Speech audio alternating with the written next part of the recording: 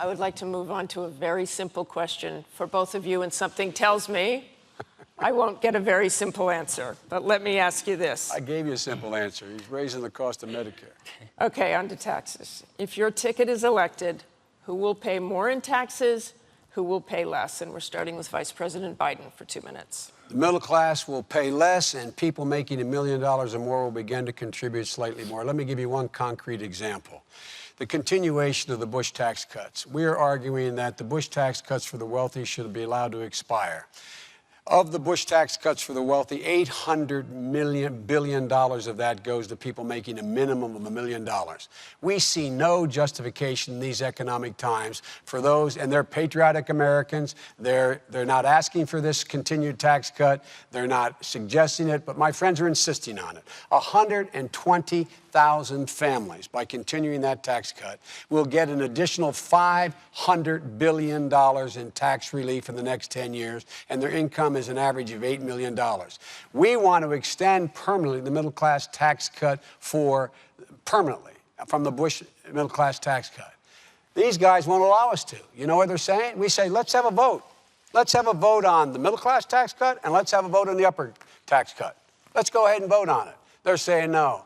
They're holding hostage the middle class tax cut to the super wealthy. And on top of that, they got another tax cut coming.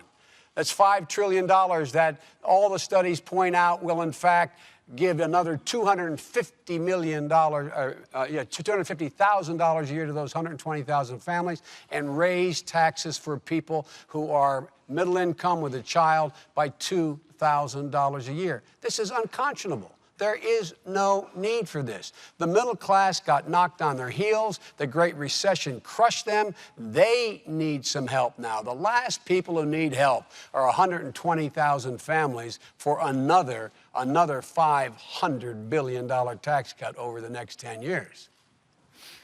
Congressman. Our entire premise of these tax reform plans is to grow the economy and create jobs. It's a plan that's estimated to create 7 million jobs. Now, we think that government taking 28% of a family and business's income is enough.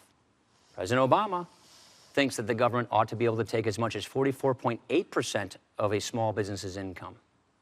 Look, if you taxed every person in successful small business making over $250,000 at 100%, it only run the government for 98 days. If everybody who paid income taxes last year, including successful small businesses, doubled their income taxes this year, we'd still have a $300 billion deficit. You see, there aren't enough rich people and small businesses to tax to pay for all their spending. And so the next time you hear them say, don't worry about it, we'll get a few wealthy people to pay their fair share, watch out, middle class, the tax bill is coming to you. That's why we're saying we need fundamental tax reform. Let's take a look at it this way. 8 out of 10 businesses, they file their taxes as individuals, not as corporations. And where I come from, overseas, which is Lake Superior, the Canadians, they drop their tax rates to 15%.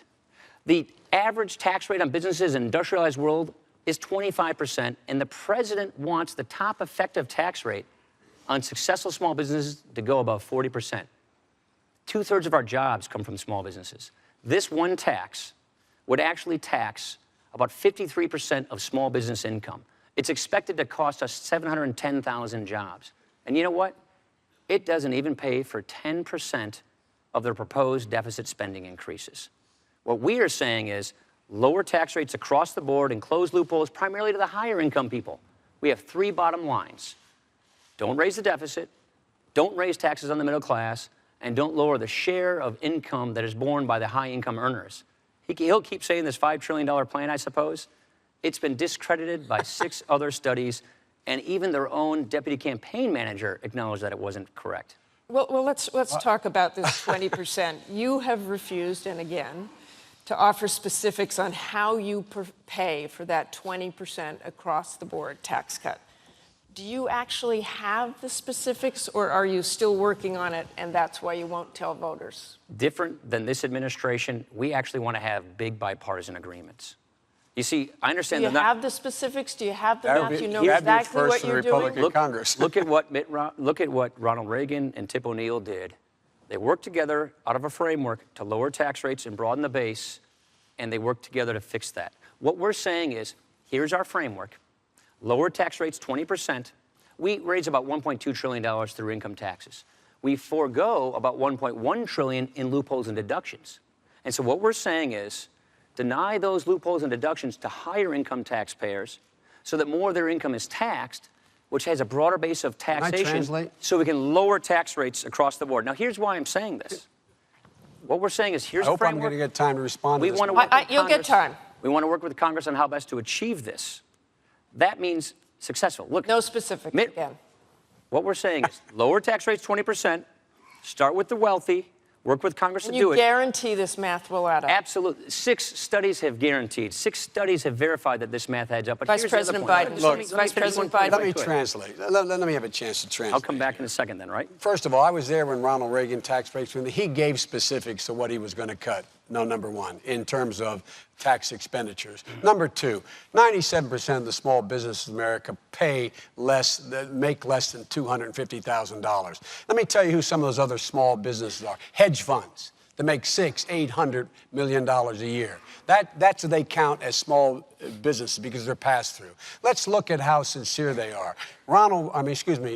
Governor Romney on 60 Minutes, I guess it was about 10 days ago, was asked, Governor, you pay 14% on $20 million. Someone making $50,000 pays more than that. Do you think that's fair? He said, oh, yes, that's fair. That's fair. And they're going to talk about, you think these guys are going to go out there and cut those loopholes? The biggest loophole they take advantage of is the carried interest loophole and capital gains loophole. They exempt that. Now, there's not enough. The reason why the AEI study, the American Enterprise Institute study, the Tax Policy Center study, the reason they all say taxes will go up in the middle class, the only way you can find $5 trillion in loopholes is cut the mortgage deduction for middle class people, cut the health care deduction for middle class people, take away their ability to get a tax break to send their kids to college. That's why they Is arrive he wrong about that? He is wrong about that. How's that? You can cut tax rates by 20% and still preserve these important preferences for middle-class taxpayers. Not mathematically possible. It is mathematically possible. It's been done before. It's precisely what we're proposing. It has never been done before. It's been done a couple of times, actually. It has never been Jack done Kennedy before. lowered tax rates, increased growth. Ronald Oh, Reagan. now you're Jack Kennedy. Ronald Reagan. Republicans and amazing. Democrats have worked together on this. I That's right. understand you guys aren't used to But doing we've told bipartisan each other deals. what we're going to do. When we did it with Republicans Reagan, and he said, Democrats. here are the we things said, we're here's going to the cut. framework. Here's Let's what work he together said. to fill in the details. That's Fill in exactly. the details. That's how you get things done. You work with There's- Congress. Look, let me say it this way. Mitt That's Romney coming was from the governor. Republican Congress working Mitt- bipartisanly. Mitt Romney. 7% rating. Mitt Romney was governor of Massachusetts, where 87% of the legislators he served with were Democrats. He didn't demonize them. He didn't demagogue them. He met with those party leaders every week.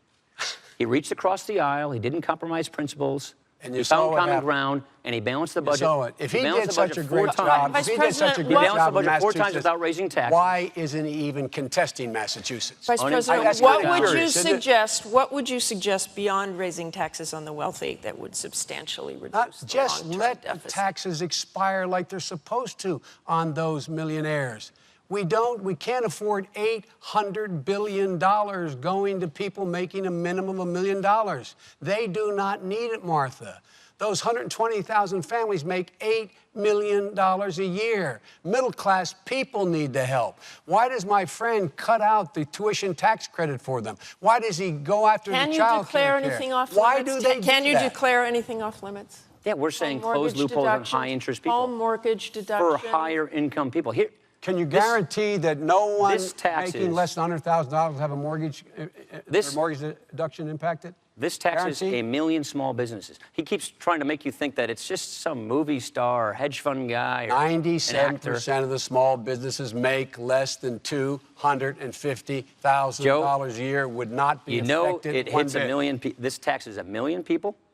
1 million small Does businesses? it tax 97% of the American It businesses? taxed 1 million small business? businesses who are our greatest job I creators. wish I could get it. The greatest Let- job And you're, creators are the and hedge you're fund going to guys. increase the Think about it defense this way. budget. And you're going to increase the defense We're just not going to budget. cut the defense budget like they're You're gonna proposing. increase it $2 billion. That's $2 not trillion. accurate. More We're than talking that. about No, so preventing- no massive No, we're saying defense don't. increase. Okay, you want to get into defense now? Yes, I All do. right. I do. So- because that's another math question. okay. How do you do that? So They proposed a $478 billion cut to defense to begin with. Now we have another $500 billion cut to defense that's lurking on the horizon. They insisted upon that cut being involved in the debt negotiations. And so now we have a $1 trillion let's put the automatic cut. defense cuts Right, aside, okay. Let's So put I'd like those to go back aside. to No that. one wants Okay. that, but I want to know how you do the math and have this increase in defense $2 trillion. spending. You don't cut defense by $1 trillion. That's what we're talking about. And The- what these cutting national $1 trillion. security issues Who's cutting it by $1 justify an trillion? increase? We're going to cut 80,000 soldiers, 20,000 Marines, 120 cargo planes. We're going to push the Joint Strike Drawing Fighter down out. We're and cutting one missile more defense. and one more.